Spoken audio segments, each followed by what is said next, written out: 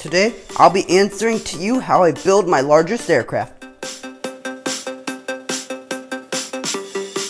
If you've ever struggled with making a jumbo aircraft, then this video is going to be very helpful. Please be sure to hit that subscribe button if you're new, and let's get right into it. Today, I'll be talking about my three largest aircraft, the B-2 Spirit, the B-52 Stratofortress, and the 747 Jumbo Jet. Each one of these aircraft has a wingspan of at least 5 feet, and they all weigh at least 30 pounds. What many of you may be wondering is how I do this. I'm going to share with you 5 key steps to get started. I think the first step, and the most obvious to most people, is that you need a large amount of money to be able to build one of these planes. They're not going to be able to poof out of the air with no money. If you don't have any money to build these planes, then you can't build them.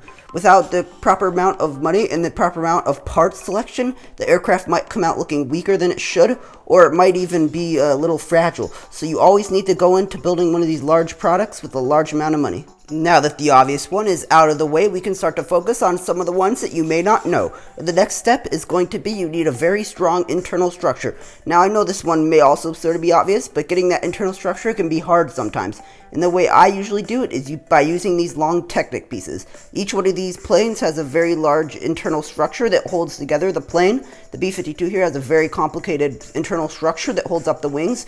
The B-2 here has a very strong internal structure that holds up its wings. And of course, the 747 Jumbo Jet back there has a huge wing box that holds together its wings. Having an internal structure, you can actually push the limits of what can get built with Lego. Please note, when I mean Technic bricks, I mean these sort of long bricks here that have holes down the center of them. The next step is that you need to understand what other builders have done. Just do a quick Google search and see what your plane looks like in Lego from other builders. See what techniques they've used and see how you can improve upon their design, or maybe even design it all on your own. Just do not copy other builders, since this never goes down well. I would suggest you just do some research onto what other builders have done in your plane, and you might find some interesting techniques that they've used.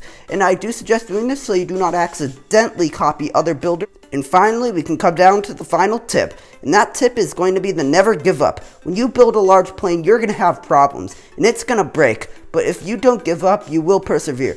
If you do give up, you will fail, and it won't be fun, and you'll never want to do it again. I've had troubles with these planes the entire time I've had them, though I don't give up on them. And it's never a good idea to give up on any of the things you build, because it can always be improved, and things can always be fixed, no matter how hard they are. So that's really the final step that I have to offer on how to build a large plane. If this video has been helpful to you, then please be sure to hit that like button, hit subscribe so this channel can continue to grow. And as always, that's all I really have got for this video.